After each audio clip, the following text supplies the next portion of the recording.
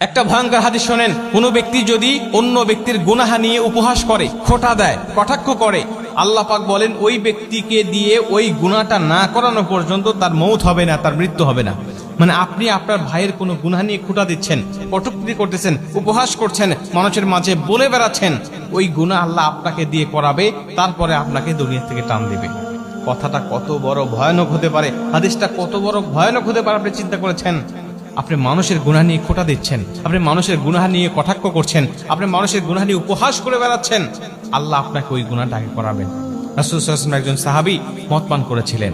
আল্লাহ রাসূল তাকে যখন মদের শাস্তি দিচ্ছিলেন, ওই সাহাবী এটা দেখে উপহাস করতেছিল এবং তাকে গুনাহগার বলে বারবার ভর্ৎসনা দিতেছিল এবং বলতেছিল সে কত বড় গুনাহ করেছে, সে কত বড় অন্যায় করেছে, মদ পান করেছে, এটা বলে বলে মানুষের কাছে প্রচার করতেছিল।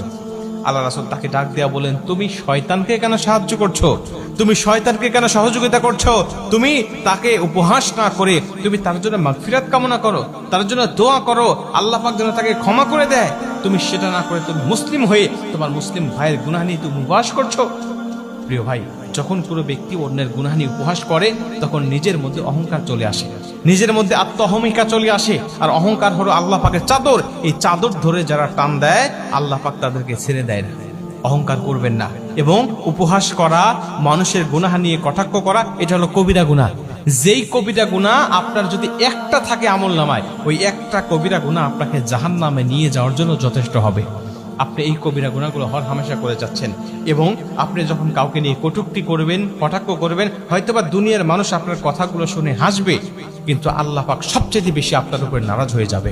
আপনি চিন্তাও করতে পারবেন না। আপনি মানুষের মাঝে বলতেছেন, মানুষ আপনার কথা শুনে হাসতেছে, মানুষ আপনার কথা শুনে আপনাকে বাহবা দিচ্ছে যে আপনি এত কিছু জানেন, কিন্তু আল্লাহ পাক আপনার উপরে এতটাই রাগান্বিত হচ্ছে, যেই রাগান্বিত হওয়ার কারণে আপনার জন্য কিন্তু জাহান্নাম ওয়াজিব হয়ে যেতে পারে।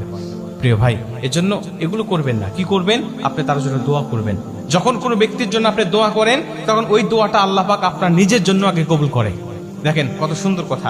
আপনি কোনো ব্যক্তির জন্য দোয়া করতেছেন, আল্লাহ আমার অমুক ভাইকে আপনি ক্ষমা করে দেন, আপনি মাফ করে দেন। আল্লাহ বলে, যা, আগে তোকে মাফ করব, তারপরে তাকে ক্ষমা করব। আগে তোকে ক্ষমা করব, তারপরে তাকে ক্ষমা করব।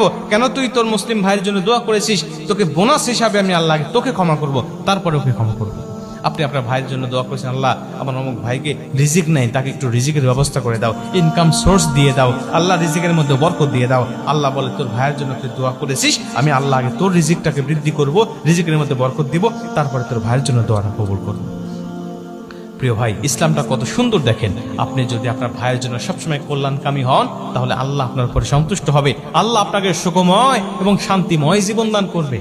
আপনি এই সুন্দর পথ ছেড়ে কেন বিপদে চলে যাবেন? আপনি এই সুন্দর ব্যবস্থা রেখে, দিন ইসলাম রেখে আপনি কেন দিন ইসলামের বাহিরে চলে যাবেন? প্রিয় ভাই, এজন্য বলি, আল্লাহ রাসূল সাল্লাল্লাহু আলাইহি ওয়াসাল্লাম যেটা করতে বলেছেন সেটা করেন। কোনো মানুষের গুনাহ নিয়ে কটাক্ষ করেন না। কোনো অন্যায় করেছে কোনো ব্যক্তি, এলাকায় কোনো ঘটনা ঘটেছে, এটা ঢোল পিটায়েন না, মানুষের কাছে বলে বেড়ায়েন না। আপনি এটা গোপন রাখেন এবং এটা নিয়ে কটূক্তি করেন না, বরং তার জন্য দোয়া করেন যে আল্লাহ আপনি তাকে হেদায়েত দান করেন। আল্লাহ অবশ্যই তাকেও হেদায়েত দিবে এবং আপনাকেও কবুল করবে।